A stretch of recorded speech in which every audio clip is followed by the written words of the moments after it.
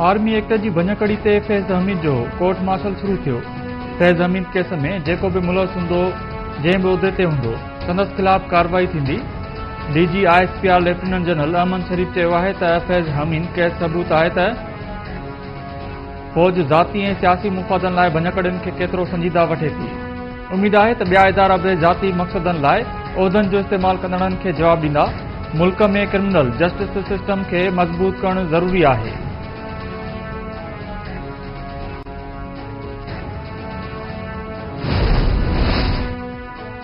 पाक फौज क़ौमी फौज आहे जंहिंजी का बि सियासी एजेंडा नाहे। फौज कंहिं सियासी जमात जी मुखालफ़त या हिमायती बि नाहे। डीजी ISPR चयो आहे त फौज जो हर हुकूमत सां सरकारी सतह ते राब्तो हूंदो आहे। रियासती इदारनि ते अवामी एतमादी इदारनि जो सरमायो हूंदो आहे। फौज दिफ़ाई ख़र्च घटाया आहिनि। पाक फौज मजमूई तौर ते 360 अरब रुपया टैक्स ॾिनो आहे। मज़बूती इंतिज़ामी ढांचे खां सवाइ मईशत तरक़ी नथी करे सघे। सभिनी खे मुल्की तरक़ी लाइ कमु करणु घुर्जे। अफ़गानिस्तान में नई हुकूमत बाद दहशतगर्दनि ऐं ख़्वारिजनि जे सलोतकारी वधी वई। पाकिस्तान अफ़गानिस्तान जो हर जॻह ते साथ ॾिनो। ख़्वाहिश आहे त अफ़गान हुकूमत ख़्वारिजीन बदिरां पाड़ेसरी मुल्क जो साथ ॾे। डीजी ISPR चयो आहे त फौज दहशतगर्द ऐं क़ौम दहशतगर्दी सां विढ़ी रही आहे। 8 महीननि दौरान 32,000 खां वधीक ऑपरेशन्स कया विया आहिनि, जंहिं दौरान पाक फौज जा 193 बहादुर ऑफिसर ऐं जवान शहीद थिया आहिनि। रुगो 1 महीने दौरान 90 ख़्वारिजीन खे जनम भीड़ो कयो वियो आहे।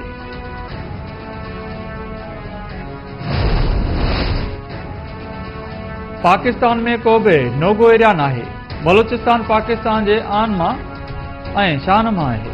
डीजी ISPR चयो आहे त पाकिस्तान ऐं बलूचिस्तान जी तरक़ी जो सफ़र जारी रहंदो। बलूचिस्तान खे वफ़ाक़ 520 अरब रुपया ॾींदो आहे।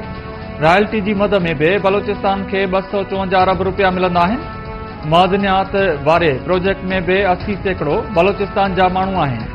हक़ीक़तुनि ते नज़र रखिजे त कूड़ो ऐं ग़लति बयानो ठाहींदड़नि जी ॻाल्हियुनि में झोल नज़र ईंदो।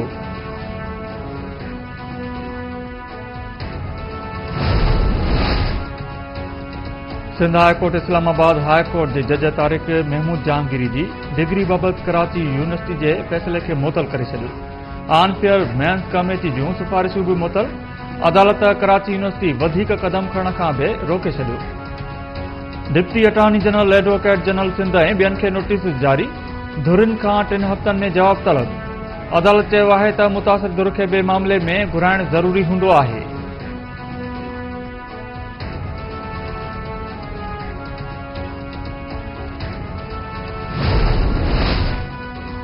सेनेट इस्लामाबाद में जलसनि लाइ मख़सूस जाइ मुक़रर करण ऐं गैर मुल्की सरकारी दस्तावेज़नि खे क़ानूनी हैसियत ॾियण लाइ 2 जजिस जी मंज़ूरी ॾेई छॾी।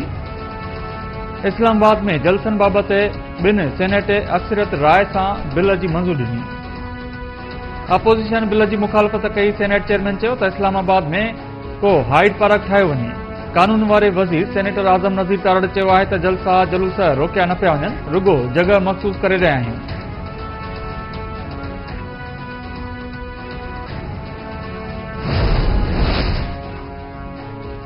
KP जे वॾे वज़ीर अली अमीन गंडापुर जी राहदारी ज़मानत मंज़ूर। पेशावर हाईकोर्ट पारां अदालतुनि में पेश थियण ताईं अली अमीन गंडापुर खे गिरफ़्तार न करण जो हुकुम। अदालत अली अमीन गंडापुर जी दरख़्वास्त ते फ़ैसिलो जारी कयो। अली अमीन गंडापुर चयो आहे त अदालतुनि जो एतिराम कयूं था। पर्ची ते आयल गवर्नर जो नालो नथो वठणु चाहियां। इस्लामाबाद में तारीख़ी जलसो कबो पोइ ते न हटंदासीं। कंहिं रोकियो त पोइ ॾिसी वठंदासीं।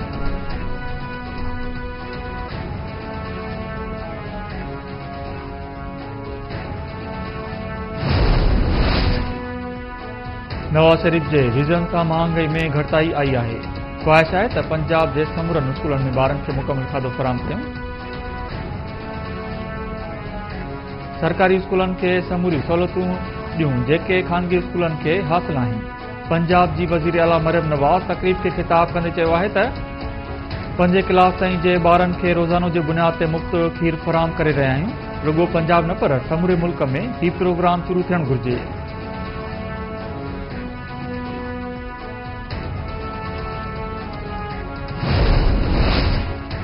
सिंध जे कॉमपर्स पार्टियुनि पारां इरसा एक्ट खिलाफ़ गॾियल जदोजहद करण जो ऐलान।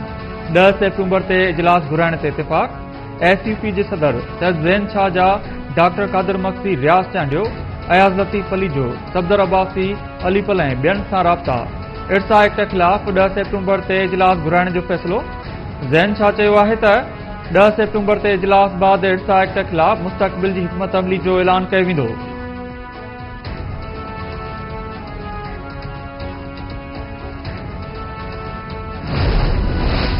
पंजाब जे शहर गुजरांवाला जे स्कूल में मासूम शागिर्दनि सां ज्यादती थियण जो इंकशाफ। मेडिकल में शागिर्दनि सां ज्यादती थियण जी तस्दीक। केस दाख़िल। जवाबदार गिरफ़्तार। पंजाब पुलिस मूजिब गुजरांवाला जे हिक स्कूल में मुक़रर लेडी टीचर जे मुड़िस शागिर्दनि खे ज्यादती जो निशानो बणाइण सां गॾु संदन वीडियोज़ बि भरियूं आहिनि।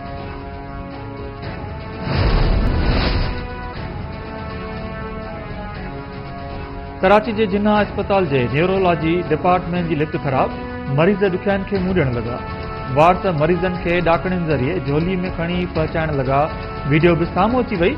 वीडियो में मरीज़ खे स्ट्रक्चर बदिरां कपिड़े जो स्ट्रक्चर ठाहे ॾाकड़ियुनि ज़रिए हेठि लाहींदे ॾिसी सघिजे थो।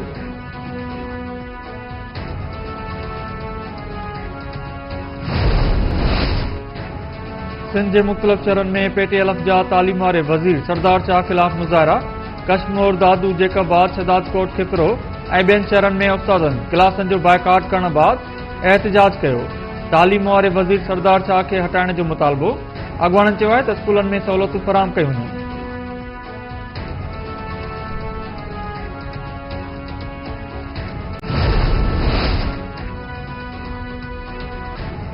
सिंध जे मुख़्तलिफ़ शहरनि में पीपुल्स पार्टी शहीद भुट्टो जा मुज़ाहिरा। जेकाबाद नवाबशाह ऐं लाड़कानी में एहतिजाज। शहीद मुर्तज़ा भुट्टो जे कातिलनि खे गिरफ़्तार करण जो मुतालबो।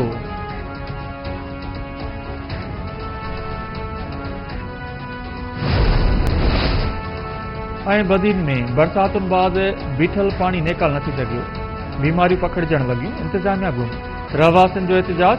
बरसाती पाणी नेकाल न थियण ख़िलाफ़ रहवासियुनि बदीन रोड ते मुज़ाहिरो करे धरणो हुयो। मुज़ाहिरीन चयो आहे त बरसाती पाणी घरनि ऐं घिटियुनि में बीठल आहे, जंहिं सबबि मच्छरनि जो आज़ार वधी वियो आहे। माण्हू बीमार थी रहिया आहिनि।